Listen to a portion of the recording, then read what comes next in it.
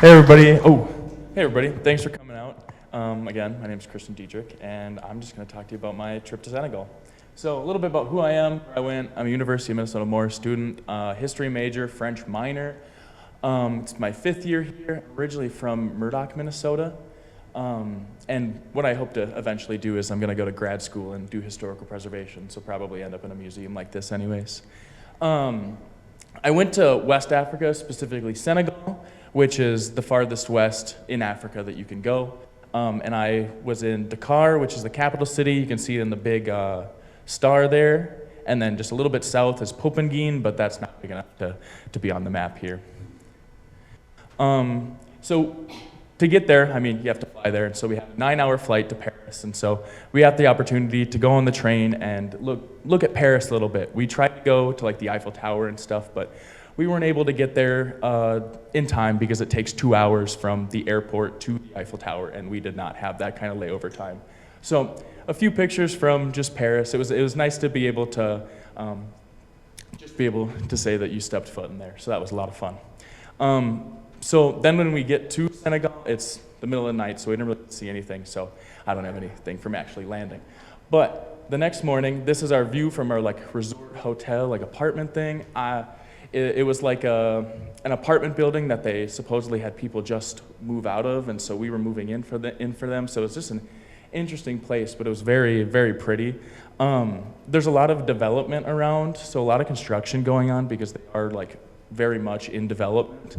The area that we were in was more new, has been more recently built, so a lot of people that you talk to might not necessarily know where this area is, but it was very nice nonetheless. And you can see here that there's just always stuff going on.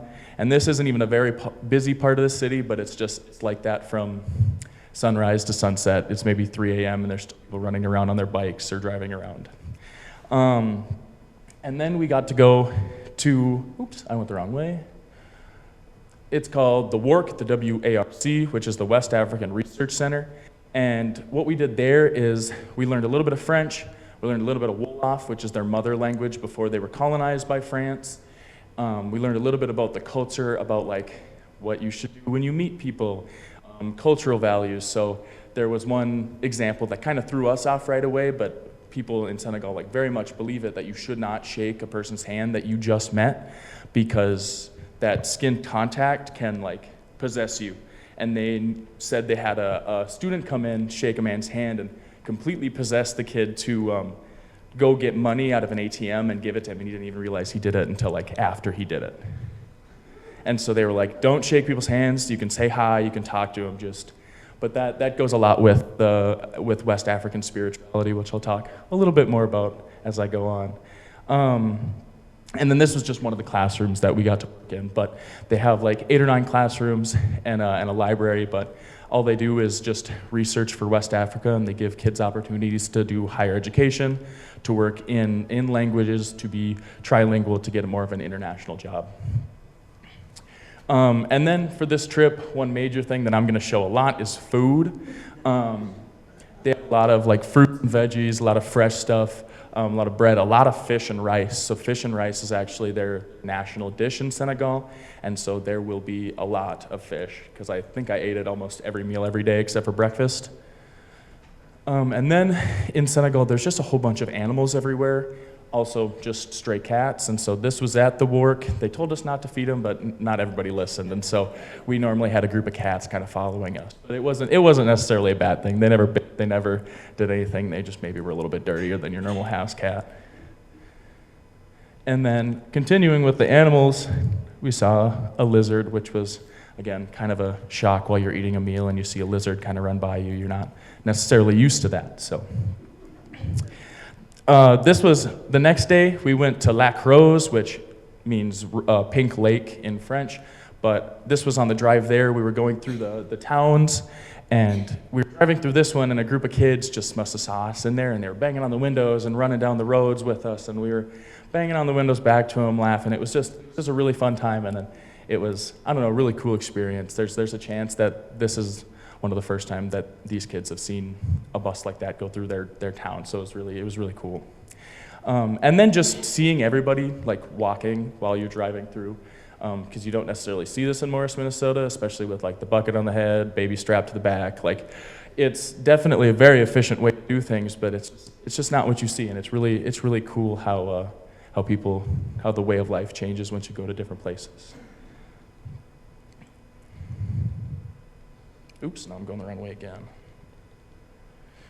So this is a resort out of Lac Rose, and it's just a really nice view. We were sitting there, that's where we ended up eating.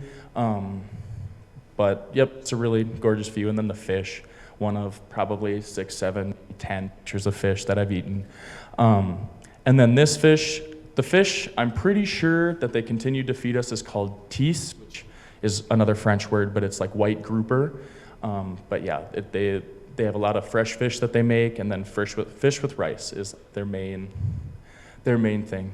And then Lac Rose is a huge salt lake, and so they mine salt out of the bottom of the lake. The bottom of the lake is not sand, it's a huge layer of salt that they go and they dig it out, dive down, pick it up and put it in their boats, and then they go put it in these big piles behind this lady here. And it's some of the best salt in the world. Like, people come from all over to get West African salt, specifically salt from Lac Rose. But I also wanted to point out this lady here because as tourists, you kind of get followed around by these people. They're just vendors, and they're selling everything from bracelets to, I think those are like little horns with drawings on them, wooden figurines, necklaces, pretty much anything and everything, but they make them themselves and they sell them. So I have a few things up here. So like there's bracelets and necklaces, and you guys can come up here and see them after, but a few necklaces and stuff that I gave to my mom and my family. But this is all stuff that just those vendors themselves make, a lot of beadwork that they go around and sell, but they do kind of just follow you around. So it is a little overwhelming right away. You're not really ready for it, but they are trying to make a living, and they'll let you know that. Also at Lac Rose, we got to ride camels. So this is the photo that you see on the poster. But it was crazy because I didn't know how you get on a camel. So they're like on their front feet, like whatever you would consider their knees on the ground, and then they just like flip up, and you hopefully don't fall off the back of it. So it's a crazy experience, a lot of fun. It was definitely kind of terrifying because I've never been around a camel, and they're kind of huge. So, but yeah. And then this is Lac Rose. So normally the lake is supposed to have like this pink hue to it, but with construction going on around the lake, it changes the acidity in the lake, and so it doesn't do that. The way that the lake becomes pink is there's an algae in the lake that responds to a specific level of pH. And so since it's changed, it's not able to become pink again. Or it may in the future, but as of right now, it's definitely not there. And then, so that was a long day, but we get home and we go and eat, and we get the honor of listening to this man by the last name of Kouyaté, which is very, very important for West Africa. This man is a griot, and they are a lot, like very, very important to African society. They're storytellers, they're musicians, they're mediators. Way back when it was still like kings and empires, they would advise kings, they would tell histories, they would be a part of all sorts of ceremonies. Basically, if it was something important for West African spirituality, a griot was in attendance. And the instrument that he is holding is really, really important, again, for West African spirituality because it holds a lot of nyama, and that word means power, or I guess the force of creation in West African spirituality. So nyama is this idea that it can create things, but also can destroy things. So by playing that, you're using this instrument's nyama to tell a story, to teach a history. So the instrument itself is really, really interesting. So it has this little piece here, which is a calabash, like a squash gourd type thing, that they cut in half, and then that's used for like the sound. and that's to also signify the farmers and the work that they do. Same with the leather that goes over the front of the calabash, and the leather workers there as well. And then you have the metal workers with the nails that are all in it, and then the metal pieces that are on the front that you can't see here. You have the woodworkers, and he told us that the wood on this instrument, he doesn't even know what it is. It's some special wood that a griot goes and asks a woodmaker, and they'll go in the forest and they'll find it themselves, because all of these things are their specific job that they're like meant to do, and they can perfectly harness that nyama to do this like task. So they do exactly that. You have this wood with all the woodworkers, and then recently they added this fishing line to show the fishers that have been more, just have been added to this. So it used to be kind of like cowskin leather that they used to pluck, but you would have to tighten it and change it so often that they needed to find something else. They thought of fishing line, and they also has an importance in West African spirituality, so they put that in there, and it still has a lot of importance for them. But the nyama that griots hold are not only through the kora, but are through the words that they say. It is believed that a griot can kill you in a single word. They just have to say one word to you, and you're not dead. That's just how powerful their speech is. The nyama within them is so hard to harness and so dangerous that if you're not a griot, you can't handle it. So when they're telling histories and telling stories, there's also a really big importance on being ready, being able to handle the story that you're getting, being able to understand the lesson that you're getting told. So there's also a really big importance in things like silence and listening.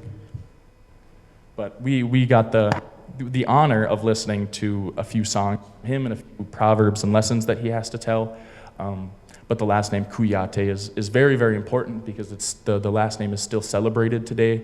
Kouyaté is the last name of the lineage of the griots that were with kings. So like the Malian Empire in West Africa, their griots went by the last name of Kouyaté. So this is like pretty much a really big celebrity in Africa that we got to see. I mean, you can see the people in the background that instead of doing the job that they're there for, they're over here sneaking peeks and taking pictures and recording, because this is something that's like very special for everybody, and it was really an honor that we got to see him. And so, yeah, I just like to harp on that, because I also do research on the history that these griots tell, because it is still like very fascinating and very, very important with the proverbs, the lessons, and the overall history that they tell you about Africa.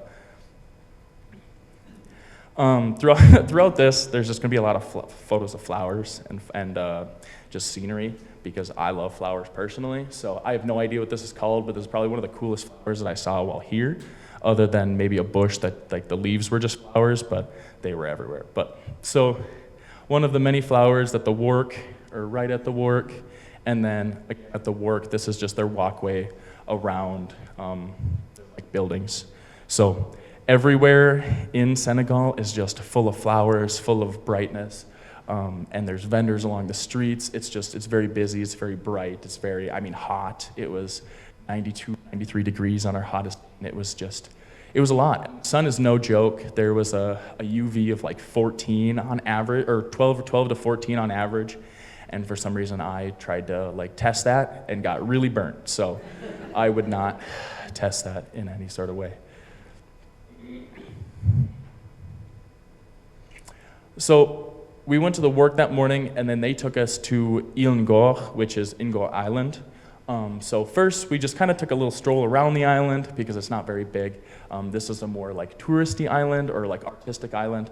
There's a lot more of like artists that come around to do this tile work, that do like music. So in this place, it's actually like a DJ setup. So that was really cool. They were getting ready for some sort of party, I believe. And then just a whole bunch of green scenery, potted plants up and down everything. And then in between these little rows, again, there's people selling stuff. There's vendors with fresh fruit. There's people running around. There's kids running around. There's animals. Like there's always something going on. Oops. Continuing on with the stray cats, because we couldn't really like get away with them. I own a cat myself, so I was definitely missing my cat while we were on this trip. So at the wharf, there was a cat with a little kitten in there, so I thought it was cute, so I shoved it in there. Another fish, because again, this is just like all I ate here. There were some people that don't like fish, and I'm not sure how they necessarily survived the trip, but they did. But yeah, this is exactly how they'd cook it, and it's just, I don't know, I thought it was amazing. I'd eat the eyes, I'd eat the cheeks, like this, amazing, I loved it. But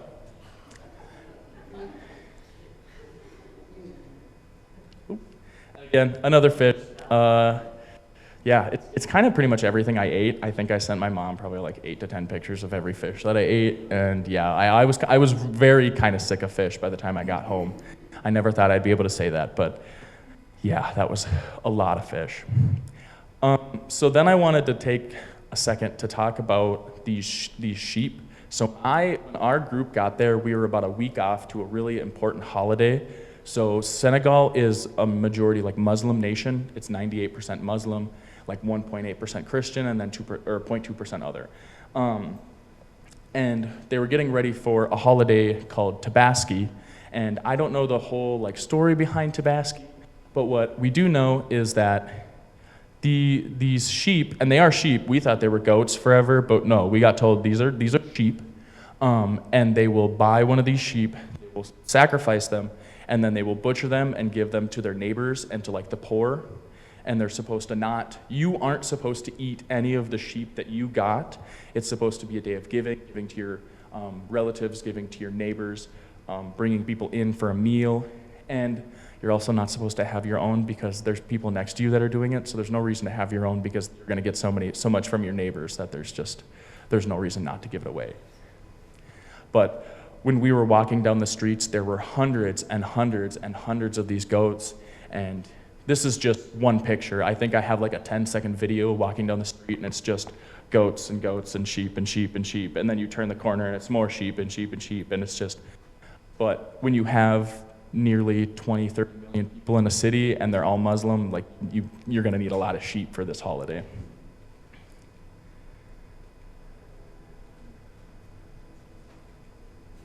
Oh, another kitten. So this is actually the same kitten from the other one, but it's awake now, and so it was hanging out, it was walking around. They weren't scared of you, so it was kind of nice. But we were told to be like wary of them, but we never had any problems. So I always let other people touch them first to see if it's something happened. But again, here's a fish. You can't really tell because the head's off and it's covered in a whole bunch of stuff. But again, that is fish and rice, and that's pretty much all we ate. More flowers. Again, this is just everywhere. This is walking down the street. This is walking near hotels, near businesses, in houses. Just on the sides of streets, there's tons and tons and tons of greenhouses of exotic plants. Well, exotic to me, not exotic to them necessarily. I would have loved to bring home like every single one of them, but it just, yeah, they didn't even let me in there, but that's probably for the best. This is on another island called Gore Island, which we went to the day after in Ile Ingor, which is a famous slave trade island. But people do just live on this island. So this is a soccer pitch that I put in here because you can't really see it, but the other goal is like moved, and that's because this tree right here grew there randomly. So it's called a baobab tree, and in West African spirituality, baobab trees have a ton of nyama and are really, really, really important to the point where it's illegal to chop them down or take them down in any sense. And so when this tree randomly grew in their soccer field, they had to move it because they're not going to cut it down. You can't. It's illegal. And then I just wanted to put a little church in there because it was really, really pretty, and it was one of the only ones I saw. Otherwise, it's mosques everywhere, but this one is on Ile de Gore. It's, I think they said, one of the first Christian churches to go into Senegal because this was one of the first places that they were in to move the slaves. But yeah, just very, very pretty, and I believe it still does services to this day. So this is a slave house. This one doesn't have like its own name specifically. This is one of the cells that they would keep the slaves in. So they'd separate them by family and stuff, and they'd put them into these cells to then ship them out. So the quarters up here are where like the sellers or the slave masters would stay. And then this is called the door of no return, because this is where they would line them up and send them out to go to the boats to then be into the slave trade. And then after that, we went to a place called the Musée de Civilisation. No, I said that wrong. But it's the Museum of Black Civilization.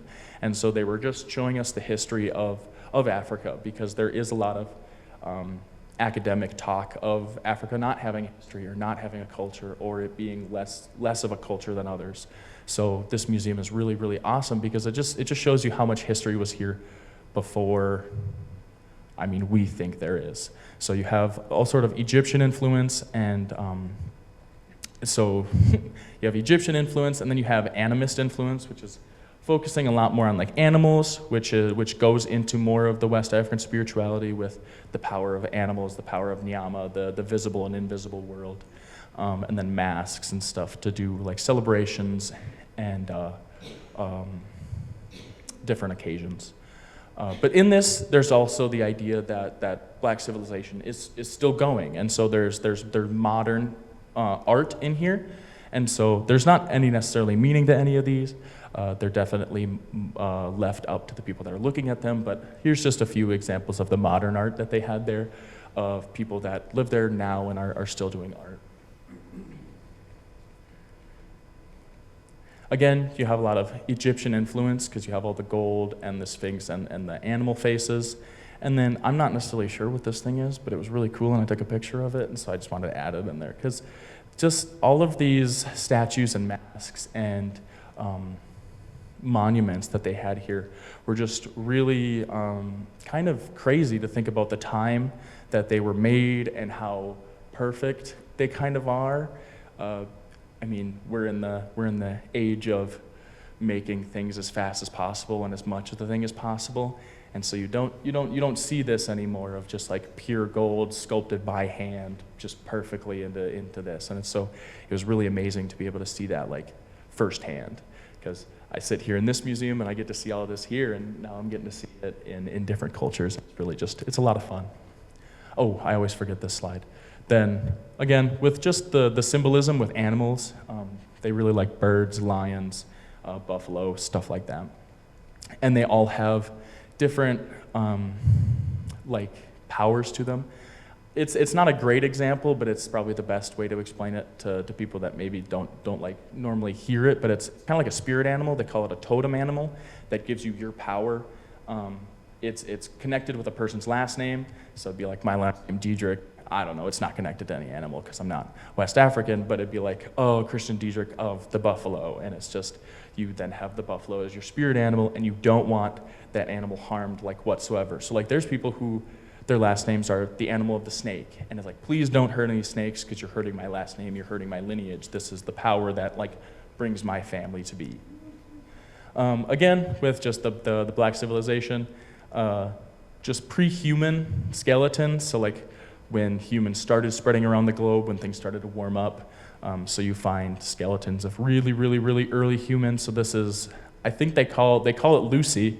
I don't remember what the scientific name for it is, but this is one of the most complete like pre-modern human skeletons that we have.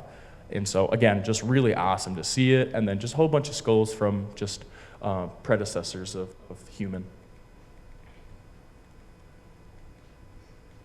And then this day was a lot of fun. So with this, we then went down to Popengine, which was a little bit farther south of Dakar, but it's still on the coast. And the whole point of going to Popengine is we went to the EIP, which is L'École Internationale de Popengine, which just means International School of Popengine. And we were there to pretty much show that this is an international school, like there is international help in this. And so we brought a big old printer that they are gonna fix, a whole bunch of computers, school supplies, and then everybody in the group got a class, and we got the chance to teach them like American culture type of things. So my group, we taught them the song "You Are My Sunshine." There was a group playing "Duck Duck Grey Duck." There was a group doing talking about Halloween. There was a group talking about, oh gosh, now I can't remember, some like American classic books, but. And then after that, we just got to like mess around and hang around with them because they were just a lot of fun. And so here messing around and these guys flexing because they came up to me and wanted to arm wrestle. And so we spent probably 10 minutes arm wrestling back and forth. But yeah, it was really just a lot of fun. It was really awesome to see these kids because the school in general is really, really amazing. It was made by a man named Bamba. This whole school building, which I mean, obviously you can't see the whole thing, but it was just a lot of land that he bought and he's built it up from the ground up. He has just done amazing things. Like he built the buildings himself, he's done the curriculum himself, and people know that this is like a really, really big and important school. The Minister of Education's kids go here. Very important people's kids go here. But then there's also Bamba, who does a lot of like really, really good work. And there's a story that there's 3 boys in here or at this school that got brought to this school because their father bought them an apartment complex. Yeah, not just an apartment, a whole apartment complex, handed them a few $1,000s and said, I've done my job as a father, and then left them. And they were like 6, 8, and 10 or something like that. And so Bamba heard about this, went down there, got them, and now they're in this school. And all these children are effectively, like, by the time they're graduated, they're trilingual. They know English, they know Wolof, they know French. And they're getting opportunities that they've never had before, and it's because of just amazing people like Bamba. Bamba just recently put water filtration in there, so not only do they have, for sure, clean water at the school, but they can also get more income because they can sell the water out to the nearby towns. And we also played soccer, which made me realize that I should really stick to football. These kids are a lot younger than me, and you can tell they played this sport a lot more than I do. This is going to be one of the only meals that you see that isn't fish, but this big hunk of meat right here is actually antelope or a gazelle. So Bamba made us gazelle, which is, from what they told us, like a delicacy there. It's not something that you get very often. It was really gamey, like gave it like a venison type feel, type taste, but it was really good. Don't get me wrong, I ate the whole thing. Again, with some rice, some veggies, probably onions and peppers. And then this stuff in here is actually a little mix of shrimp and swordfish. And so that was really, really awesome as well. So when we went to this resort in Popengine, and it's the place that we stayed. It was ran by, I don't remember the guy's name, but he supposedly lived to be like 113 years old. He swam 2 miles every day in the ocean, and he created a whole resort that hosts artists to just kind of do their art, to be able to sit in and just enjoy a really beautiful place and work on your art. So we had the opportunity to learn from some musicians on how to drum. We also learned how to dance from some dancers, and we did some art, which I can't remember what the art was called, and I couldn't get it back from my girlfriend because she lives in the cities, but it was just really cool, and we had the chance to not only like learn the culture by what we're seeing, but we're actually being taught what they do. And so the drumming itself, a ton of fun. I mean, the dancing was a lot of fun. I killed it. Like, if you wanted a video, you can ask my mom. I just couldn't get it up here. I'm not embarrassed of it by any means. I did great. And then the art, that was a lot of fun. And I'm not like an art person myself, so I found myself having a lot more fun than I expected for that.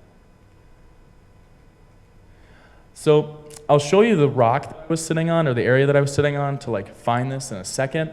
But I was sitting on this rock, just kind of looking out at the ocean, reading my book, and these 3 kids come up, and they're kind of just looking at me, and I was like, whatever. And I remember that, oh yeah, I know French, I can maybe talk to them a little bit. And they had some fishing line and some bait, and so I was like, are you guys gonna go catch a big fish? And they just kind of laugh at me and look at me, because I don't think they expected me to know like French, actually, because I'm the only white guy there, or there at the moment. And they're fishing, and he goes and he catches a fish, and he yells at me, he's like, hey! And he's waving this fish around, and he comes up and he's like, picture, picture, picture, picture. And he has the fish, and he throws it back in, and then he comes up and says that we need a picture. And I saw them a few other times before it, but it was just really awesome. So I wanted to use these pictures as just to kind of like talk about the people there, because they're really amazing. Like, don't get me wrong, we have a Minnesota Nice, and people here are really nice, but you don't get people that are just like, come to my house, please come to my house, sir, please have a meal in my house. Like, there are people on the sides, like on the street as you're walking down the road, that you have to be like, sorry, no, I can't go eat at your house right now. I'm like walking with my group, because it's, gosh, they had a word for it, and I know my teachers would be so upset with me to know that I don't remember what the word for it, but it was Senegal's version of like hospitality, and it's like a national slogan. Oh, you're absolutely right, Teranga. Yep. And yeah, so they have this whole citywide idea that you want to be as hospitable as possible, and that it's like the main goal to be hospitable. So it doesn't matter how much you have, people are always giving. And it's also a really important idea in the Muslim, the Muslim faith. One of the pillars is giving and giving alms.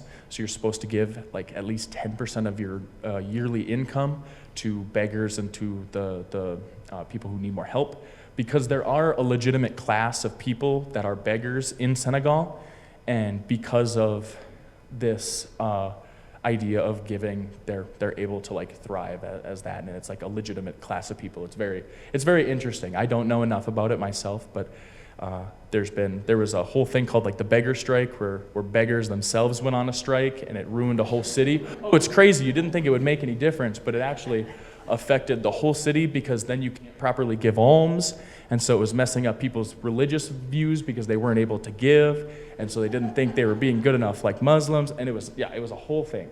But yeah, so the people there, just amazing. It was fantastic.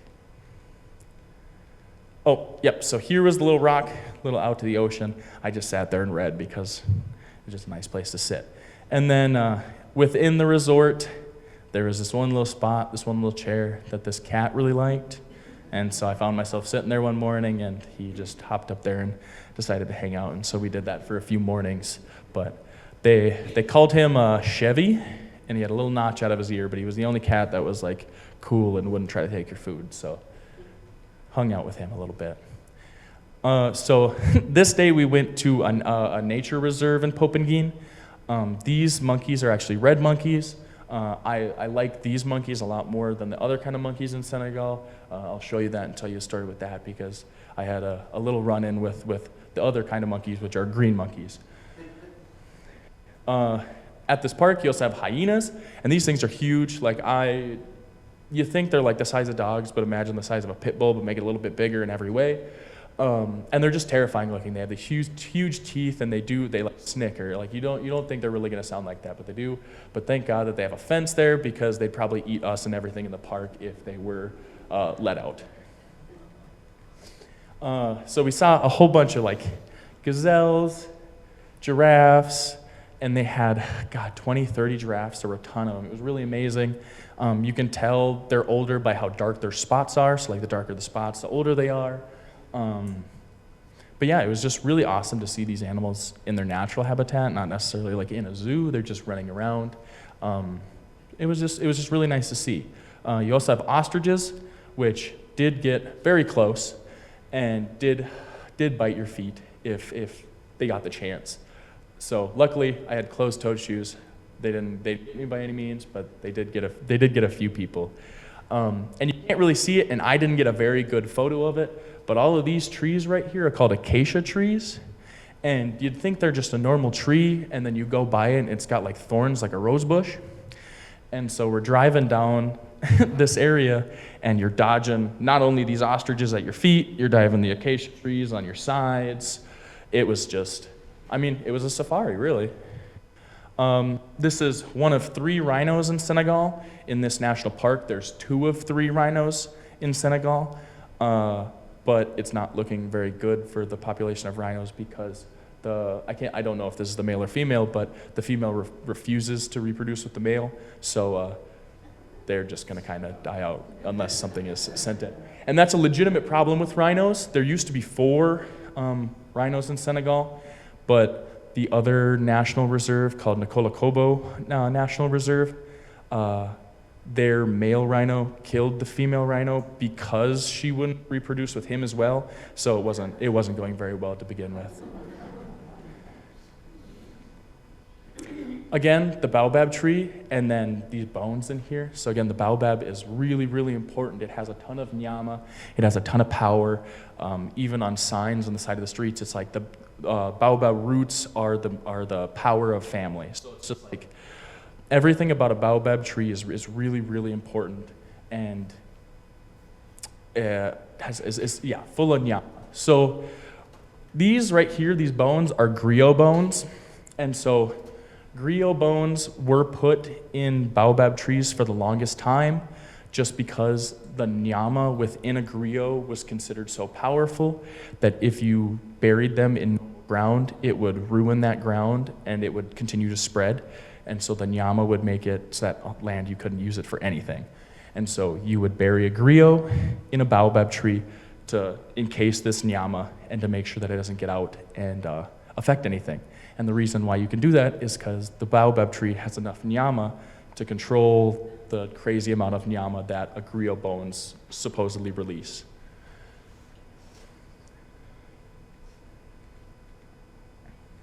So these are green monkeys, and you can see the sign here that says like don't touch the monkeys, or there's also ones that are like don't eat the monkeys, or not don't eat the monkeys, don't let the monkeys eat your food, don't feed the monkeys. You probably shouldn't eat the monkeys either, but I didn't pay attention to the sign that said pay attention to your food, I guess, enough, because I'm sitting here eating my pizza and somebody has a conversation way over on the other side of the table, and I go and I look and I hear, oh, watch out.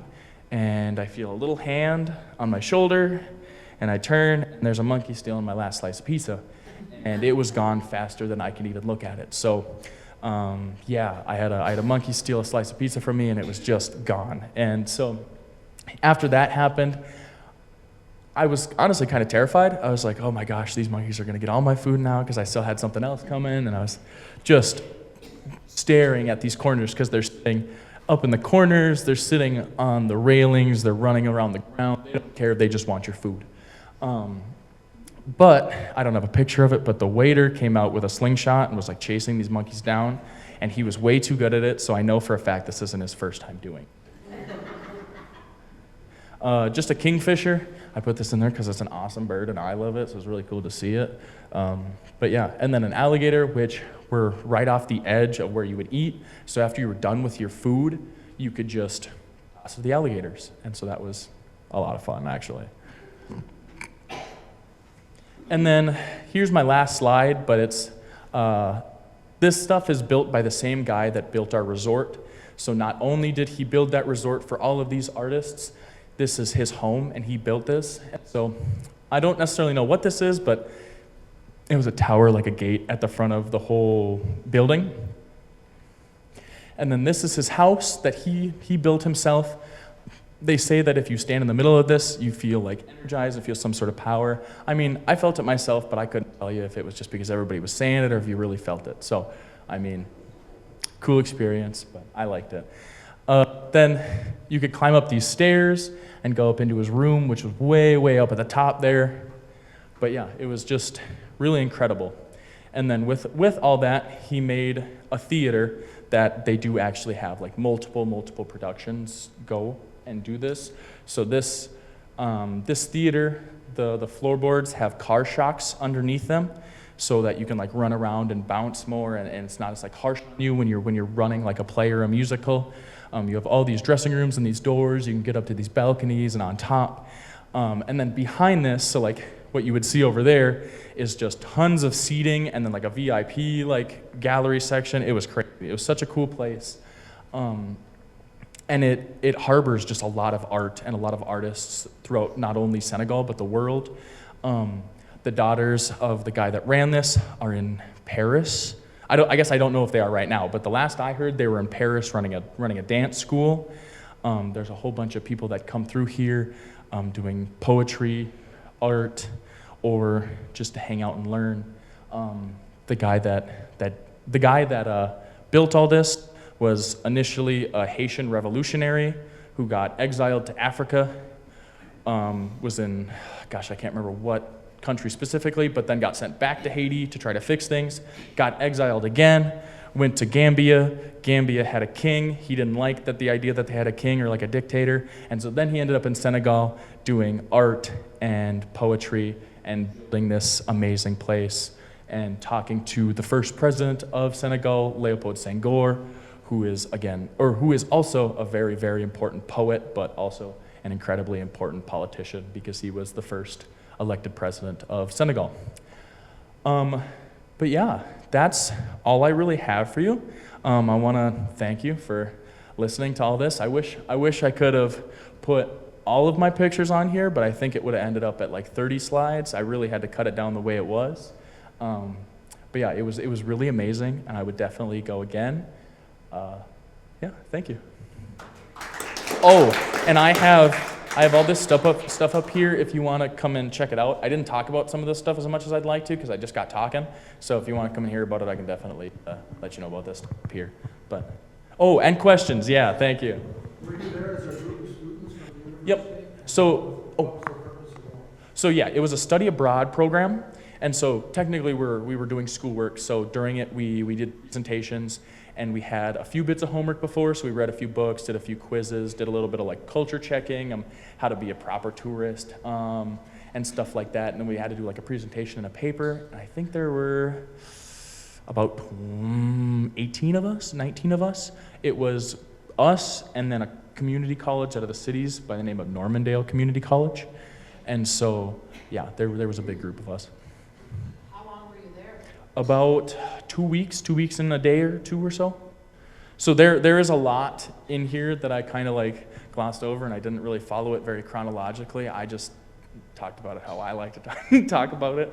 But yeah, there was so much, and there's a few things that I definitely didn't go over as much as I would like to, but that I feel like that just happens with a trip just that long, because it was just, we were doing something all day, every day. It was wake up at 8 a.m., go to bed at 9 p.m., and you were doing everything and anything in between there. There was one day we were planting trees at the international school, and that took the whole day, and just stuff like that. So yeah, it was just really busy and really a lot. It was amazing. Did you feel safe over there? Oh, absolutely.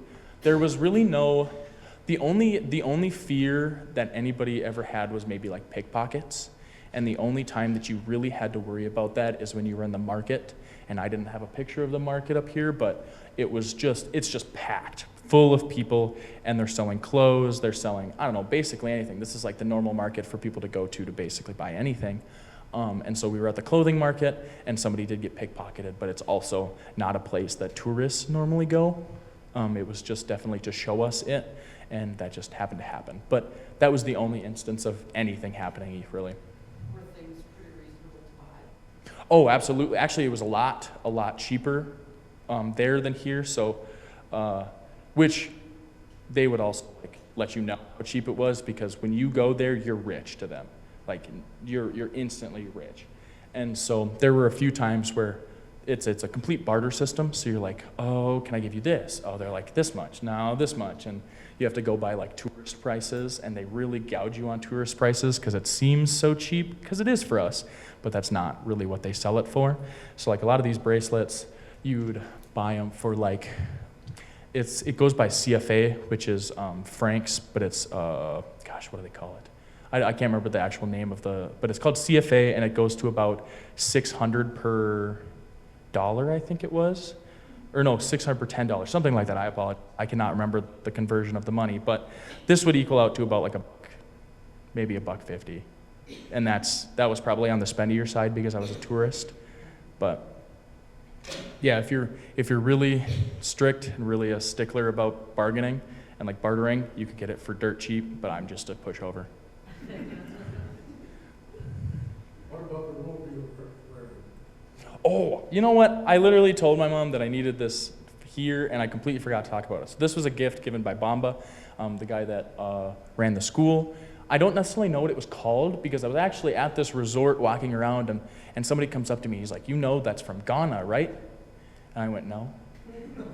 I don't even know what this is called. And he told me the name, which I can't remember off the top of my head because it was the only time I actually like heard it. And he's like, no, this is like a Ghana clothing. I was like, oh, okay, awesome, thanks. But yeah, no, I love this thing. It's incredibly breathable. Everybody kind of wears them around, and I took my opportunity to wear it like every single day. How old a country is it? How old is it, the culture of the country?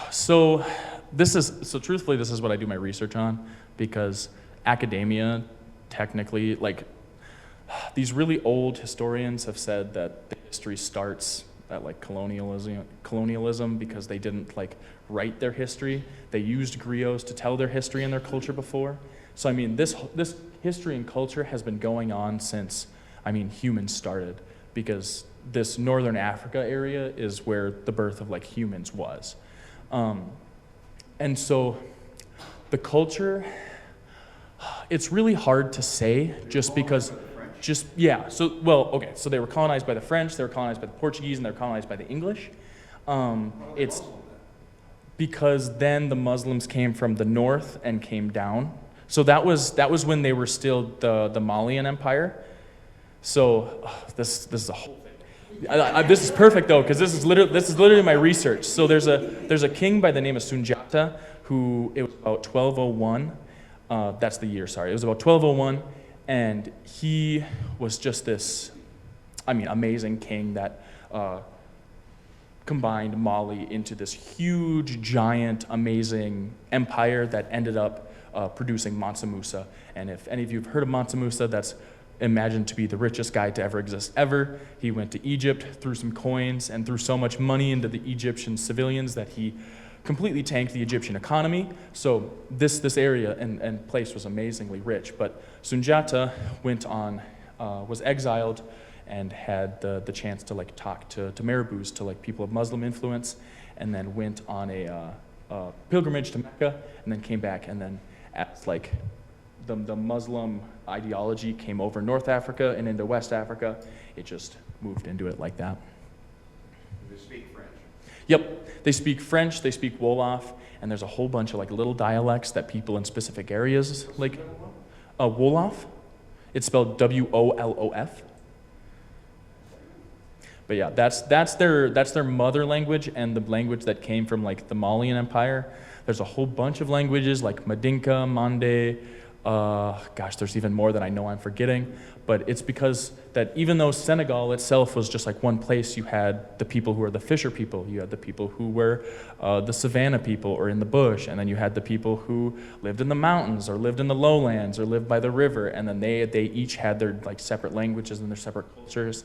And then as they start to like mix and colonialism, and then it creates like what we have today. And so it's a lot of different cultures, and to just talk, to like say how old it is, it really depends on like how you view things, because you can talk about the culture that they have right now is really, really new because it's post-colonialism. You can talk about, I don't know, the culture that they still like have with the history that they still follow. That's been going on since the birth of the human race. They're a democracy. Senegal is. So Senegal was the first African nation, I believe, to have a president. It was, 1960 something, I want to say, maybe later. I shouldn't just throw out years like that without knowing. But yeah, they had their first president, Leopold Senghor. He was an amazing, amazing president, and he did some amazing things for Senegal because they are probably the wealthiest African country.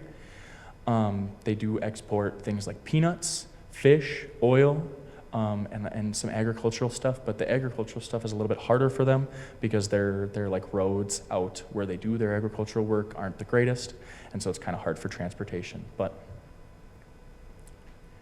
yeah, there's a lot of culture. I don't know. It's a really long question to answer, and you can answer it in a ton of ways. But I think that's what's really, really, really fun about African history is just how like multifaceted it is.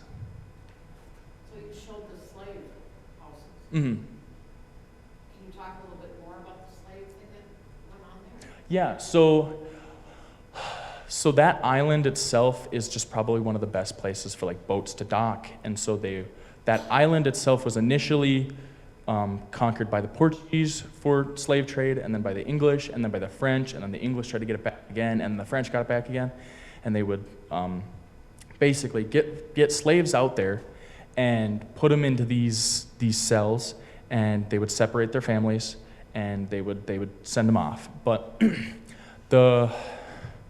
I guess a little bit more about the island itself is that there was only one way that a slave could like get their freedom when they were in these, and it's like a really like not great way if they somehow had a child, which would only have ever occurred from like a white father for for reasons I'm just gonna leave unsaid.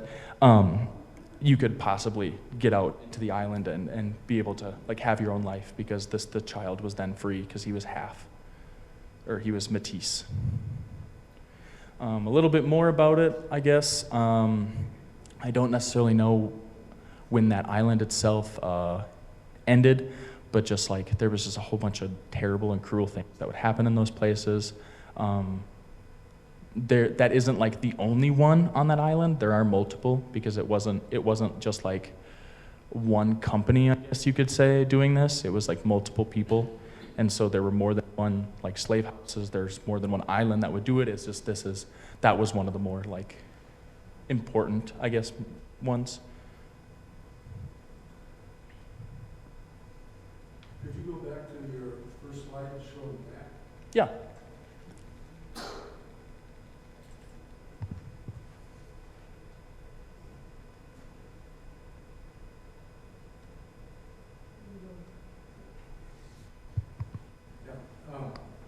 How did that one country get sliced into the middle of Senegal? So this is because of colonialism. So this whole country here is English, like England English, and then everything around it is French.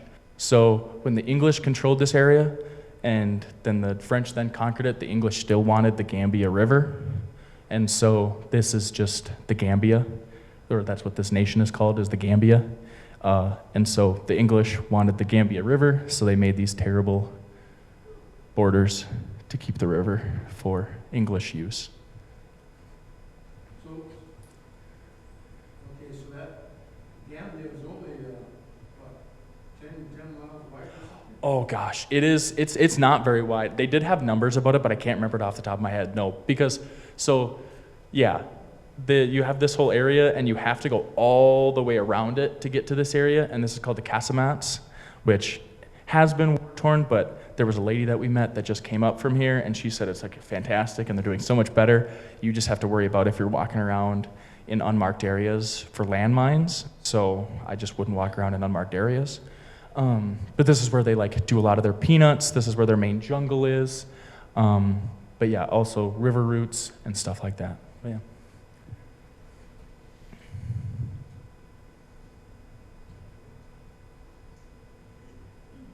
You were talking about oral histories. Is there a move to try and get that written down? In the sense of African orality, not really, but that also goes into like the idea that these Western historians have, like these old Western historians have been saying that there's no culture, there's no history, so people didn't find it important to do it. And so now I guess there is more of a push, not necessarily to write them down, but since we live in such an age of technology, that you can hear these performances from griots now. Like I had a video of him singing, and like you can see these now. And so there is more of a preservation push to like preserve these ideas, but I don't know. I'm still working on like that idea myself with my research project, but I don't know how much there is like academically pushing for this. It's definitely a growing idea, but it's one that still needs some help.